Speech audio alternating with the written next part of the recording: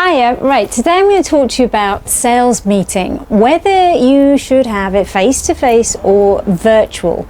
Now, in my last video, how to prepare for a sales meeting, I said that I would share with you how you can decide if you should visit the prospect in person or not. So that's what I'm hopefully going to help you with in this video. As a self-employed person, you always have to think about the costs of all your actions. The same applies if you're an employed person, really, because your area or your territory that you work in is your business, and the revenues and the margin that you yield from it is also going to depend on what I'm about to share with you. Now, as a sales professional, you always have to consider how your decisions at work will impact on you, your reputation, and your budget. So when you choose to go out and meet a customer, there are ramifications on your business and on you. Financially, the cost of traveling is added to by the loss of productivity while you are out of office. Also, for you personally, being away from home and or family could possibly add stress. However, traveling has been accepted as a crucial part of the job because we know that as a salesperson, influence has always been at its best when you're in the same room as the buyer. It's also true to say that buyers have, I guess, a greater respect for salespeople who are willing to just don that professional outfit, get out there, travel that extra mile and actually arrive on time as well. Now that, as we know, has always been the way to start off on the right foot, or actually to create a great first impression. Pre-COVID-19, I think most would agree to those points. And that's not to say that they're still not true. They are. However, there is another dimension, another approach that can be equally as effective and much more cost effective. Now, video calling or virtual calling is never embraced until COVID-19 really forced us into lockdowns and made it the only way for businesses, all businesses, to continue to operate. So one thing that the forced lockdown has really taught us is, I guess, the wonder of technology and the efficiencies it can bring to a business. It is now far more acceptable to have video meetings, or as they're called, virtual meetings, and they are getting better based on people becoming more learned and on the various platforms that there are, knowing how to use them, but also no longer feeling intimidated by it.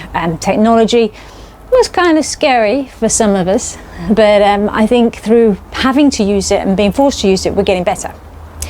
Some benefits we've learned about video conferencing is that it makes a meeting less intrusive on time, it's less impactful on the schedule if it has to be cancelled. There's less stress about the meeting, less travel plans, and more time to actually plan the meeting content instead. Less risk if you haven't been able to qualify it fully before the meeting.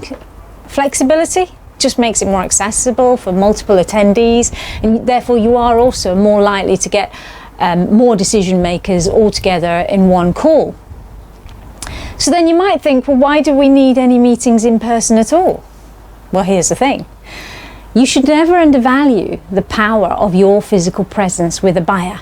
And so to get the balance right between efficiency and the power of influence, you really have to understand the benefits of you being in the room. To do that, you need to have a real clear understanding of what is your objective. Think about what you're going to do. Think about the following examples of when you might need to visit the site. 1, a site visit, or you need to check out the operation. So being on site is the only way to really truly and better understand their business. And if you do that, then walk through the operational process in person. Be interested, show you're interested. 2, you need to be visible to more than one person. In any organization, you should always try to seek out the people on the front line who can benefit from your offering the most and aim to win them over. They are the voice of the operation. Also, you might want to seek out other key stakeholders while you're there and make yourself known to them with a quick introduction.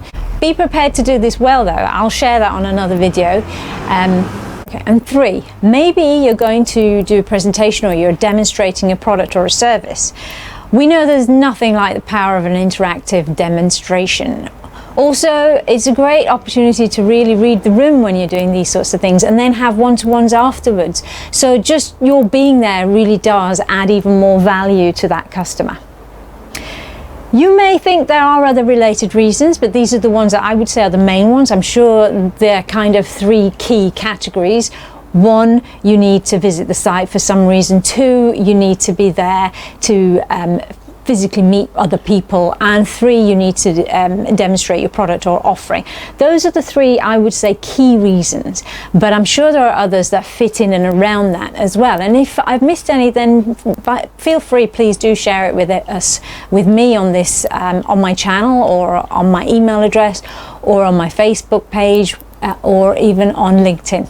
Just another note, negotiation. Don't think negotiation has to be done on site. I'm sure some of you might be thinking that right now, but being on their site might give them an unfair advantage. However, I'm not saying that if you don't know how to play your cards right, then it could also play to your advantage. So, in conclusion, know your objective. Know that by taking time out to travel, you and your business are definitely going to get a return for it. Otherwise, don't do it. If you have a clear objective and you know it fits on one of those 3 reasons above, then don your best professional attire, plan your travel, and get there on time, fully prepared. Otherwise, just be efficient and use virtual calling. And to help you with that, watch my video on how to sell well on video calls. Finally, just remember that whether it's a face-to-face, in person, or a virtual call, you should still prepare for it. And I've got plenty of videos on that too.